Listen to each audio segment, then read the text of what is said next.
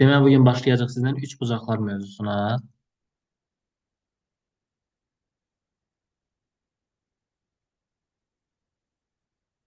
Deməli, uşaqlar, üç bucaq deyəndə üç dənə təpə nöqtəsi, üç tərəfi və üç bucağı olan fiqur nəzərdə tutulur. Bucağı çəkirəm əvvəlcə və deməli, bu nöqtələr A, B, C deyə adlandıracağım bunları. Bunlar adlanacaq üç bucağın təpə nöqtələri. Deməli, A, B, C adlanacaq təpə nöqtələri. Üç dənə təpə nöqtəsi oldu. Sonra tərəflərinə gəldikdə belə adlandırıram. Buraya yazıram A, B, C. Elə bil ki, mən ya A, B deyə bilərəm tərəfə, ya da A deyə bilərəm. Fərqi yoxdur. Bu ikisindən birini istifadə etmək olar. Bunlar hər ikisi eyni deməkdir. A, B ilə A. Adlanırlar tərəf. Eyni şəkildə BC-ni götürürəmsə və yaxud da buna B də deyə bilərəm.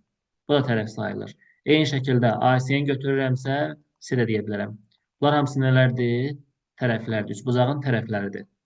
Daha sonra bu gördüyümüz qırmızı şəkildə göstərəcəm sizə. Baxın, bu hissələr, bu künclər, bunlar adlanacaq bucaq.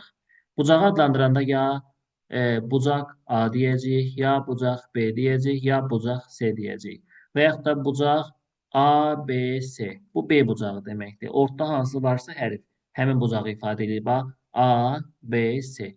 Bax, biraz şrift dəyişim. Burada görürsünüzmü? A, B, C deyirəm. Deməli, söhbət buradakı B bucağından gedir. Bu olacaq artıq nə? Üç bucağın bucaqlarını göstərən hissə. Bunu bildik. Daha sonra gəlirəm indi nəyə? İkinci, üçbucağın perimetrinə baxaq. Perimetr deyəndə biz üçbucağın tərəflərini toplamalıyıq. Məsələn, bunu adlandırsam A, B, C deyə. Burada perimetri tapanda A üzərinə gəl, B üzərinə gəlinsin C şəklində yazmaq lazımdır. Yəni, üç tərəfin üstə toplanmalıdır. Üçüncü, perimetri bildik. Bir üç bucağın daxili bucaqlarının cəmi 180-dir. Bunu burada aradan deyim çıxsın. Məsələn, bura bucağı deyirəm alfa bucağı. Belə də adlandırmaq olar. Beta bucağı və qamma bucağı. Onda yazırıq ki, alfa üzərinə gəl beta, üzərinə gəlinsin qamma. Bunlar hamısı bir yerdə 180 dərəcə eləməlidir. Bu öz yerində. İndi uşaqlar, üç bucağın içərisində bir sualdan bir neçə sualın cavabını verəcəm sizə. Məsələn, üç bucaq bərabərsizliyi danışacağım. Üç bucaq bərabərsizliyi.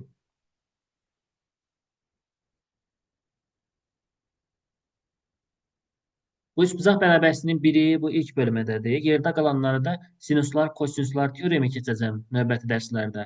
Orada olacaq. Həmin hissənin içində qalanını keçəcəyik. İlkin addımda bizə lazım olan bərabərsizlik bu taydır ki, bir dənə üçbucaq verilir bizə. Bunun tərəflərini adlandırıram A, B, C deyə. Üçbucaq bərabərsizliyin şərtində deyir ki, üçbucağın hər hansı bir tərəfi digər iki tərəfin cəmindən kiçik, fərqinin modulundan böyük olmalıdır. Bu cümləni mən heç bu şəkildə sizə demirəm. Qısacası belə deyirəm ki, bir dənə tərəfi istəyirsə məndən, olsun C tərəfi. Sağ tərəfə yerdə qalan tərəfləri topla yaz. Sol tərəfə yerdə qalan tərəfləri çıx yaz. Həmişə böyükdən kiçiyə çıxın və yaxud da böyükdən kiçiyi toplayın, fərqi yoxdur. Çıxmada böyükdən kiçiyə çıxın. Çünki tərəf mənfi olmaz. Ona görə bunu nə edirlər? Modulda yazırlar. Ona görə modulda yazılır bu. Deməli, üçbucağın istənilən bir tərəfini götürdük, ortaya yazdıq, sağ tərəfə toplamasını, sol tərəfə isə çıxılmasını yazırıq. Məsələn, belə bir nümunə deyirəm. Burada bizdən nələr soruşa bilər? Bir nümunənin içində hamısını deyəcəm. Deməli, iki tərəfi 7 və 11 olan üçbucağın məndən soruşa bilər. Birinci, soruşacaq ki, üçüncü tərəfin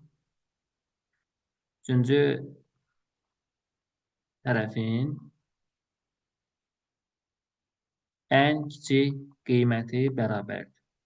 İkinci, soruşa bilər bizdən üçüncü tərəfin ən böyük qiyməti bərabərdir. Üçüncü, soruşa bilər bizdən perimetrin ən böyük qiyməti. Perimetrin ən böyük qiyməti. Daha sonra bizdən soruşa bilər ki, perimetrin ən kiçik qiyməti nəyə bərabərdir? İndi baxıram nəyə? Buradan bir dənə üçbucağın verilən üçbucağı çəkirəm əvvəlcə. Bunun tərəflərini verib mənə 7 ilə 11. Üçüncü tərəfi bilmirəm, x yazıram. Qaydamız bu oldu ki, x ortaya yazırıq. Sağ tərəfdə 11 üzərinə gəl 7 yazmalıyıq. Sol tərəfdə isə 11 çıxılsın 7 yazmalıyıq. 11-dən 7 çıxanda burada qaldı 4. X-in özü burada qaldı 18. İndi bu aralıqda X-in ən kiçik qiyməti 4 ilə 18 arasında ən kiçik 5-dir. Deməli, üçüncü tərəfin ən kiçik qiyməti 5-ə bərabər oldu. Gəlirəm indi.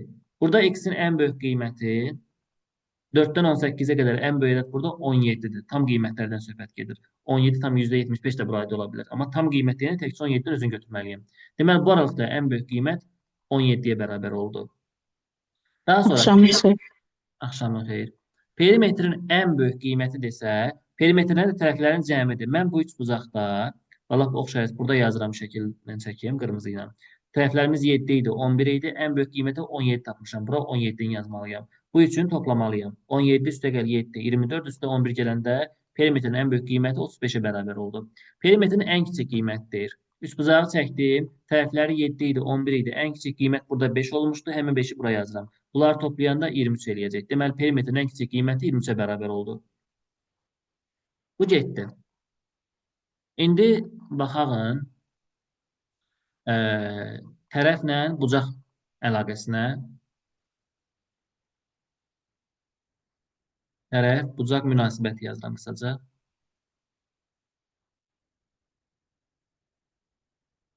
Deməli, uşaqlar, burada belə deyirlər ki, böyük tərəfin qarşısına böyük bucaq durur və yaxud da ki, böyük bucağın qarşısına böyük tərəf durur. Bu cümləni qururuq. Böyüyün qarşısına böyük durur, kiçiyin qarşısına kiçik durur. Məntiqini belə yada saxlaya bilərsiniz. Böyük tərəf qarşısında duracaq nə? Böyük bucaq. Kiçik desəm kiçik olacaq. Lap burada mötərizə yazıram. Kiçik tərəf qarşısında durur nə?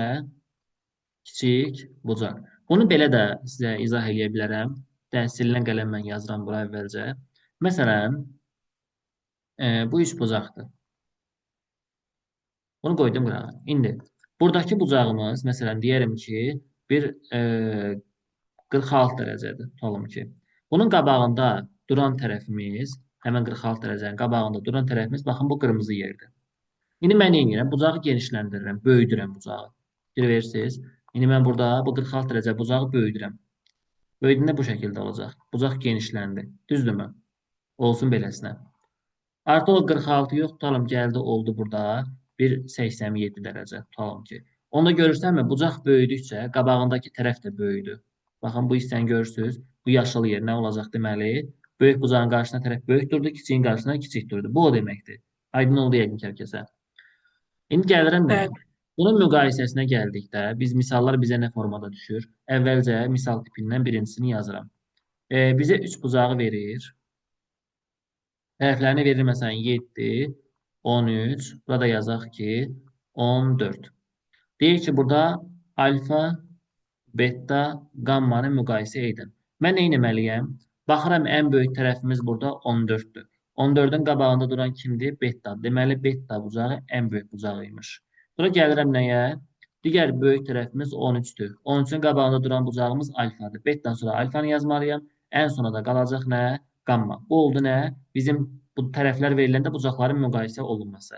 İndi bunun əksinə verir. Məsələn, bu dəfə bucaqları verir, biz tərəfləri müqayisə etməliyik.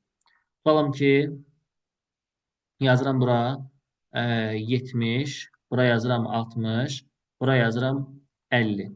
Bura yazaq A, B, C. İndi baxıram nəyə? Ən böyük bucaq burada 70-dir və 70-in qabağında nə durur? C durur. Deməli, ən böyük tərəf C olacaq. Sonra ikinci tərəfimiz gəlir bizdə 60. 60-ın qabağında nə durur? B durur. Deməli, ikinci böyük tərəfimiz B tərəfidir. Və sonda da ki, 50 A ilə qabaq-qabağa durur. Deməli, ən kiçiyi də burada olacaq A. Və ya tərsinə də baxa bilərik buna. A kiçikdir, B kiçikdir, C şəklində baxmaq olar. Eyni şəkildə yuxarıdakına qamma kiçikdir, alfa kiçikdir, beta şəklində də baxa bilərsiniz. Fərqi yoxdur. Hər ikisi eyni şeyi ifadə edəcəklər. Bu getdi. İndi bu tərəflə bucaq münasibətinə aid belə bir ifadə verir bizə. Deyir ki, bunu sadələşdirin.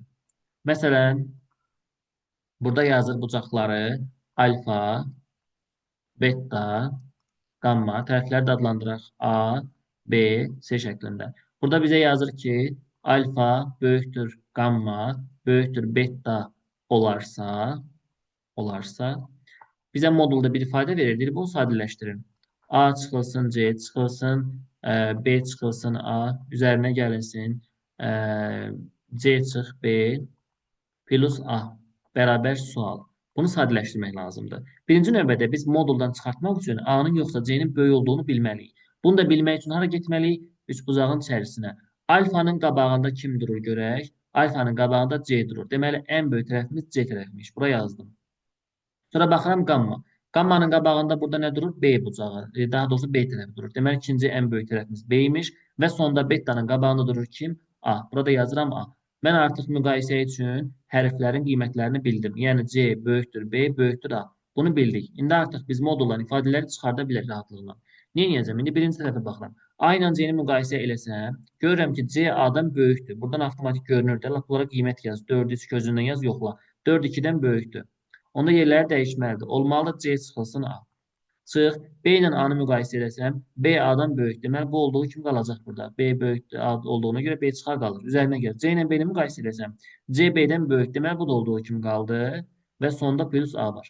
Bərabər. Mötərizələri atsaq, birinci qalacaq C minus A, minus B. Qabaqda mənfi var deyə bu mənfiyə dəyib olacaq plus A, plus C minus B və sonda plus A qalacaq. Bərabərdir. Görə islah olunanlarımız varmı? A-lara baxıram. Biri mənfi, biri müsbət getdilər. C-lərin ikisi də müsbətdir. Burada. Deməli, toplanır 2C eləyir. B-lərin ikisi də mənfidir. Toplanır mənfi 2B eləyəcək. Və sonda bir dənə plus A var. Həmin anı da buraya yazıram. Deməli, ifadə sadələşdi. Bu şəkildə qaldı. Aydın oldu mu? Bəli. Bəli. Bəli. Aha. Bu da bizim üçüncü nümunəmiz buna aid. Gəldik indi nəyə? Bir dənə də üçbucaq bərabərisinə aid belə bir misal deyə bilərəm sizə. Məsələn, bizdə bir üçbucaq verir. Artıq burada elə bir üçbucağın daxilində əlavə başqa bir üçbucaq var. Tutalım ki, çəkirəm şəkli, 4-cü yazım bura.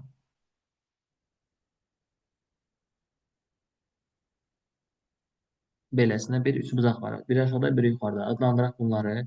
A, B, C, bu da olsun D. Məsələn, buranı verir 3, buranı 7 verir, buranı 9 versin, buranı da 6 versin. AC-ni soruşur uşaqlar bizdən. Burada müxtəlif suallar gələ bilər. AC-nin məsələn soruşa bilər ən kiçik qiymətini, AC-nin soruşa bilər ən böyük qiymətini, AC-nin ala biləcəyi qiymətlərin sayını, ala biləcəyi qiymətlərin cəmini. Ona görə bir AC-yə X yazıram. 2 dənə üçbucaq var burada.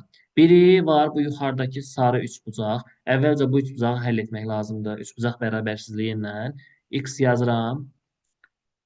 Dəqiqə. Hə. X-i yazıram ortaya. Sağ tərəfə 3 ilə 7-ni toplayırıq. Buraya yazırıq 7 plus 3. Sol tərəfə yazmaq lazımdır. 7 minus 3. Burada qalacaq 4, x və 10. Bu aralıqda qiymətlər hansılar ola bilər 4 və 10 arasında? 5, 6, 7, 8 və 9 ola bilər. Bu oldu yuxarı sarı üçbucağın həlli. İndi baxıram, bu aşağıda yaşıl üçbucaq da var. Bu yaşıl üçbucağı da ayrıca həll etmək lazımdır. İndi gəlin onu həll eləyək. Məsələn, yenə ortaya x yazıram. Sağ tərəfindən 9 ilə 7-nin cəmini yazmalıyam. Sol tərəfə 9, daha doğrusu 9 ilə 6-nın cəmini yazmalıyam. Sonra 9 minus 6 yazmalıyam. 3, x ortaya, 15 də bura. Bu aralıqda x-in qiymətləri olacaq 4, 5, 6, 7, 8, 9, 10, 11, 12, 13, 14. Bu qədər qiymətlər ala bilər. İndi baxıram, hər ikisində ortaq həll götürməliyəm. Niyə görə? Çünki x bunların hər ikisinin ortaq tərəfidir. Hər ikisində 5 var, hər ikisində 6 var, hər ikisində 7 var, hər ikisində 8 var. Dəqiqə. Hər ikisində deməli 8 oldu və hər ikisində 9 var. Bunları gördük. İndi nə deməkdir bu? Bu aralıqda qiymətlərimiz bizim bunlar ola bilər. 5, 6, 7, 8 və 9 ola bilər. Bizdən bu qiymətlərdən ən kiçiyini soruşsa 5 yazaram. Ən böyüyünü soruşsa 9 yaza bilərəm. Bizdən kiçik qiymətlə böyük qiymətin cəmini soruşa bilər. 4 ilə 9 toplayır, daha doğrusu 5 ilə 9 toplayıram 14 eləyəcək. Və yaxud sonra bizdən soruşa bilər ki, bu qiymətlərin cəmini tapın. 5, 6, 7, 8, 9 toplayıram eləyəcək neçə? 14, 14, 28, 7 də orada 35 eləyəcək. Yəni bu şəkildə suallar gələ bilər bizə. Aydın oldu mu hər kəsə bu hissədə? Bəli. Bəli. Aha, da getdi belə. Birinci bölmədə başqa bir şey qalmadı məncə. Dəqiq kitabı da açım. İndi oradan sizə suallar izah eləyəcəm. Daha doğrusu izah eləməyəcəm. Göstərəcəm. Görün başqa nəsə qalıbsa onu deyəcəm. Məncə qalmayıb. Əlavə sual izahları var. Onun linkini atacağım. Oradan baxarsınız onlara.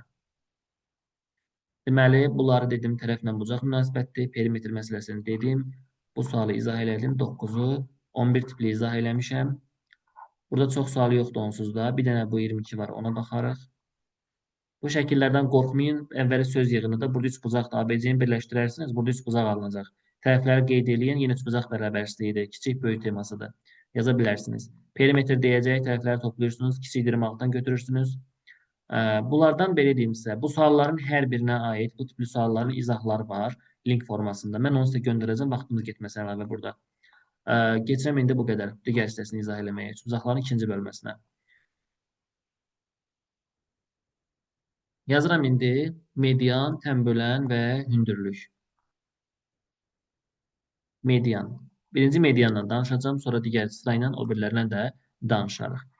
Deməli, uşaqlar, mediandan danışanda birinci nəyi bilmək lazımdır? Median nə işə yarayır, onu bilmək lazımdır.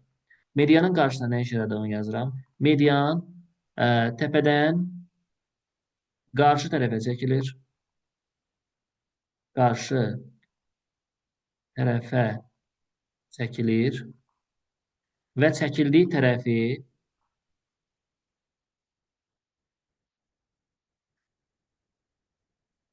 iki bərabər hissəyə ayırır. İki bərabər hissəyə ayırır. Məsələn, bu nə deməkdir? Bu cümləni şəkil şəklində göstərək. Məsələn, bu üç bucaqdır.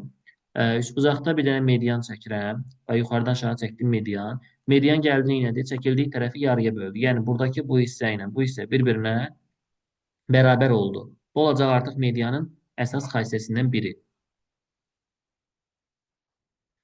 İndi ikinci, bura bir yazıram, median nə olduğunu bildik. İkinci, üçbucaqda medianlar kəsişir və kəsişmə nöqtəsində təpədən başlayaraq ikinin bir nisbətində bölünürlər.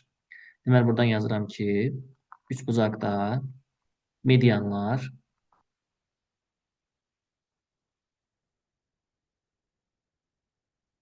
təpədən başlayaraq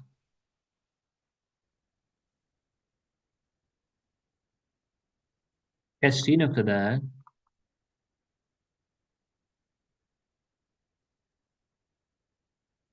2/1 nisbətində bölünürlər.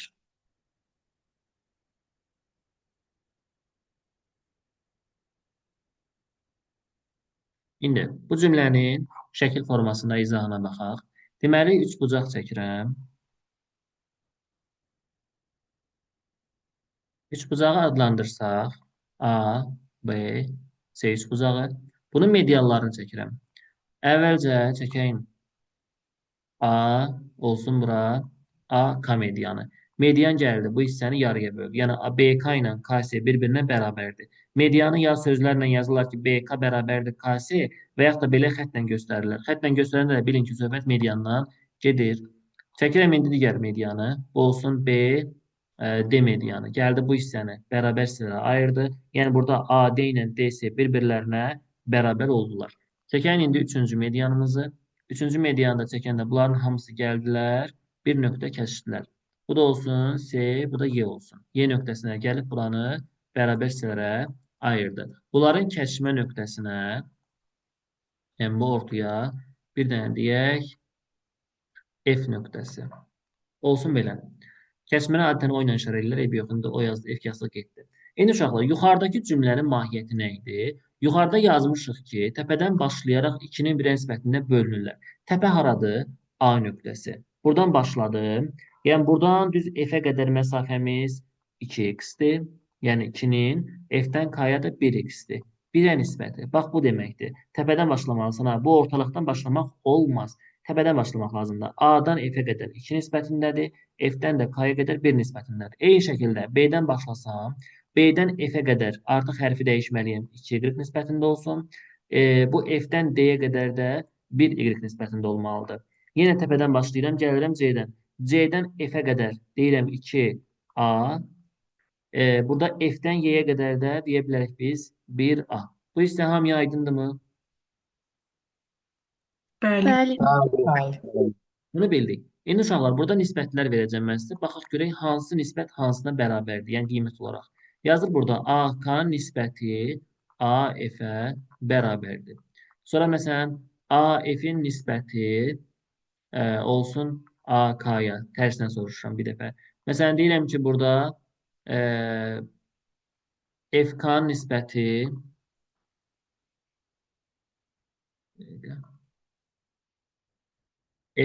nisbəti olsun AY-yə.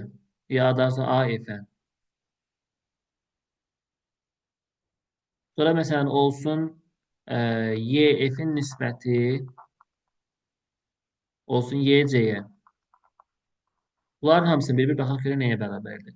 AK deyəndə uşaqlar A-dan K-ya qədər məsafə. Baxıram A-dan K-ya qədər məsafə tam buradır. Gördünüzmü? Bu nə sayılacaq? 3 sayılacaq. Çünki 2 ilə 1 3 eləyəcək. AK-nın yerinə mən burada yazıram 3. AF deyəndə A-dan F-ə qədər. A bura, F də burada. Burada dayandı. Yəni bu hissə nəzərdə tutulur. Bu hissənin də qiyməti 2-dir. Ona görə mən artıq bura nə yazmalıyam? 2. Cavab oldu 3-ün 2-yə nisbətində. Sonra baxıram digərinə. AF deyir. AF deyəndə buraydı. 2-dir.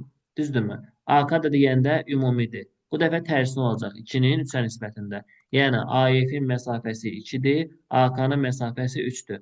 İndi baxıram FK-nın AF-ə nisbəti. FK haradır? F bura, K bura. F-dən K-ya məsafəmiz 1-dir. Yazıram bura 1. A-dan F-ə qədər məsafəmiz də bu ortaya qədərdir. Olacaq 2. 1-in 2-yə nisbəti. İndi Y F-ə baxıram. Y-dən F-ə qədər məsafə. Y bura, F bura. Buradan bura qədər məsafə 1-ə bərabərdir. Bir də Y-dən C-yə qədər. Y-dən C-yə qədər məsafə isə ümumidir. İkisi bir yerdə. 1 burada, 2 burada eləyəcək 3. Aydın oldu mu nisbətlərin qurulması? Bəli. Bəli. Bu getdi. Bu medianın xassəsi idi. İndi keçirəm medianın düsturuna. Median düsturu.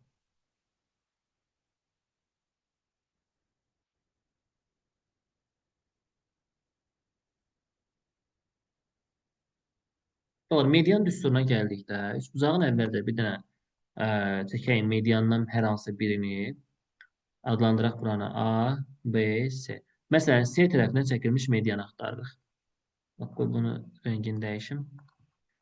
Bu olsun median. Medianı işarə eləyəcəm M hərfindən. Bu median hansı tərəfə çəkilib? C tərəfinə çəkilib. Ona görə mən bu medianı MC adlandıracağam. Çünki C-yə çəkdiyim mediandır. Bərabərdir. Median düsturu belədir ki, əvvəlcə 2-də 1 yazırsan. Çünki gedib C tərəfini yarıya bölür. Sonra kök altı açıram. Bu M nəyin arasında qalıb? A ilə B-nin arasında qalıb. Düstur olaraq yazırıq onda 2 A-nın kvadratı. Üzərinə gəl 2 bu B-nin kvadratı. Axı bu C yarı bölünübdür. 1C qalıb. Ona görə yazıram çıxılsın C-nin kvadratı. Bu olacaq artıq nə? Medianın düsturu. Məsələn, buna aid bir nümunə yazaq. Deyək ki, üçbucağın tərəfləri 3, 6 və 8-dir. Deyək, kiçik tərəfə çəkilmiş median uzunluğunu tapın. Kiçik tərəfə çəkilmiş medianın uzunluğunu tapın.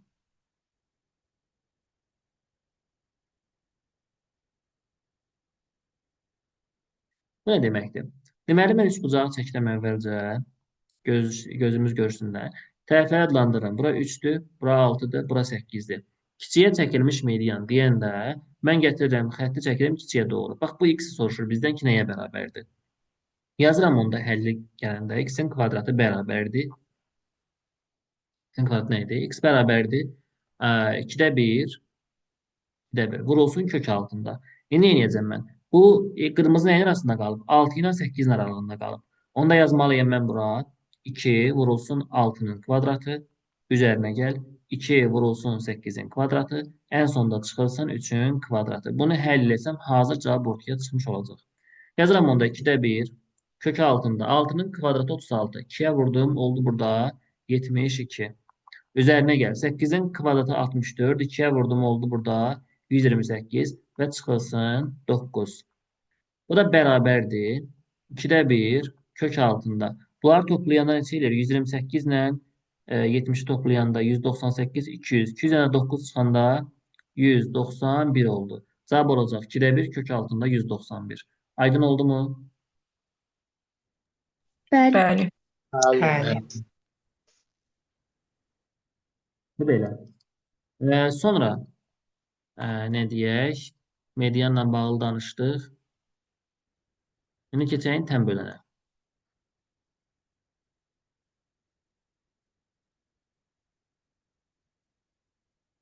Tənbölən nədir? Tənbölən çəkildiyi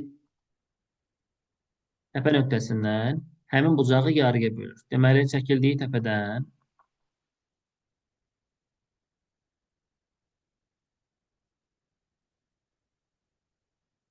bucağı 2 bərabər yerə ayırır. 2 bərabər bucağa ayırır deyək.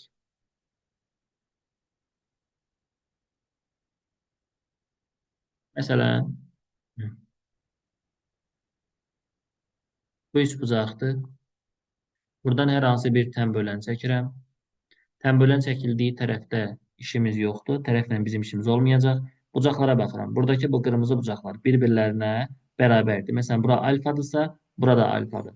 Tənböləni göstərirlər ya, elə bir ki, üç bucağı çəkəndən sonra bu tənböləni göstərirlər belə işarələrlə.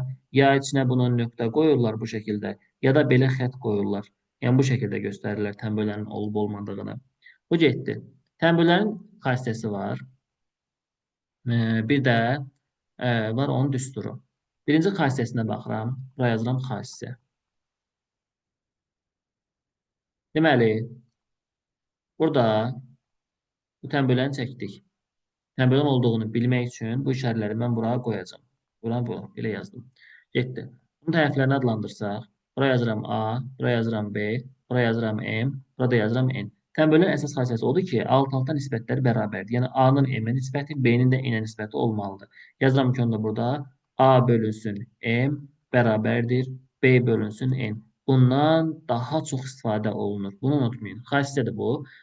Və indi baxıram düstura. Düstur. Tənbölən özü L hərfinə işarə olunur. Düsturda da yenə bunu göstərək. A, B, M, N-i yazıram. Tənbölən də L hərfinə işarə olunur. Yəni, bunlar bir-birinə bərabərdirlər. Tənbölən düsturuna gəldikdə yazılar bu şəkildə. L bərabərdir. Kök altında. Bu yanları bir-birinə vururlar. A-nı B-yə. A vurulsun B. Çıxılsın. Oturacaqları da bir-birinə vururlar. M-i N-ə. M-N. Bu olacaq nə? Tənbölənin düsturu. Aydın oldu mu? Bəli. Bəli. İndi gəlirəm nəyə? Nə tənbölən, nə hündürlük, nə də ki, median sözü işlədilməsə nə baş verəcək ona baxaq. Onda ixtiyari xətt olarsa. Buradan bir dənə şəkil çəkim, sonra sözümü yazım. Deməli, bu bizim üç bucağımız. Bu ixtiyari bir xəttdir.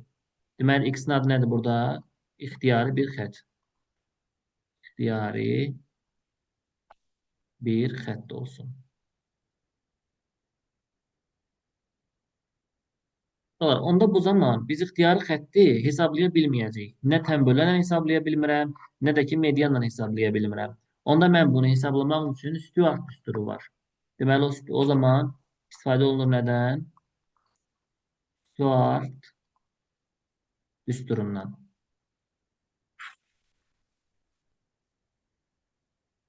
Bu necə olacaq? Bəs bu sırayla yazdığım iki hərflə oxşuyur. Stuart düsturu necədir uşaqlar?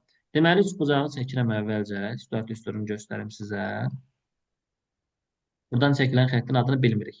Bura yazıram A, bura M, bura B, bura M, bura N yazıram. Bu da ki, Stuart'da X yazıram məsələn. Həmin X-i tapılmaq üçün belə bir düstur var ki, yazılar X-in kvadratı bərabərdir 2 xətti. Bu A ilə N çarpaz durur. Yazmalısan A-nın kvadratı vurulsun N. Üzərinə gəl. B ilə M çarpaz durur. Bax bura. Onda yazmalıyam ki, B-nin kvadratı vurulsun M. Aşağıda M və N toplanılır. M üstə gəl N. Kənarda çıxılsın M-nin hasili. M vurulsun N. Bu olacaq artıq nə? Stuart düsturu. Məsələn, belə bir sual yazıram. Nümunəyə buna aid. Deyir ki, ABC üçbucağında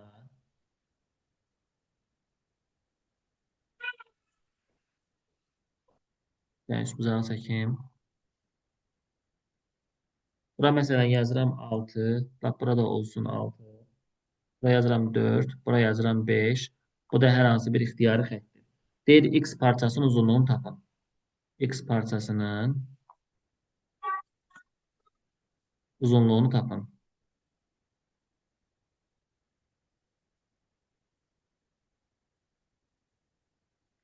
Bunu buradan hündürlük çəkib də Pifaqor qaydasına görə də yazmaq mümkündür. O tənbölün hündürlük medianı çıxartmaq olar. Və yaxud da ağlımıza gəlməyəcəksə, əlavə xəttlər istəmiriksə, hazır üstüyatdan yazarıq ki, x-in kvadratı bərabərdir. Bu 6-nın kvadratını vurmalıyam bu 5-ə. 6-nın kvadratı vurulsun 5. Üzərinə gəl. Buradakı 6-nın kvadratını vurmalıyam bu 4-ə. Olur 6-nın kvadratı vurulsun 4. Aşağıda 4 üstə gəl 5. Kənarda 4 vurulsun 5. Buradan yazıram x-in kvadratı bərabər. Yuxarıdan 6-nın kvadratını mötərizənin xaricinə çıxarsaq, qalacaq 5 üzərinə gəl 4. Aşağıda yenə 5 üstə gəl 4 var idi da orada. Bax, bunu olduğu kimi saxlayıram. Çıxılsın 4 vurulsun 5. Bu da eləyəcək nə? Burada 4 üstə gəl 5-lər x-lar olundu. Qaldı 36. Çıxılsın 20. Buradan x kvadratı bərabərdir 16-ya. X də bərabər oldu 4. Deməli, cavab 4 imiş. Aydın oldu uşaqlar. Üstü artı üstü necə həll olması. Bəli. Bəli. Bəli. Heç nə olmadığı halda ona yerinə qoyursuz. Bundan da bu qədər. Görün, başqa nəsə qalmadı ki.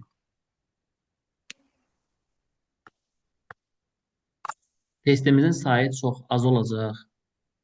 Seçib verəcəm çünki içərisindən qarışıqdır.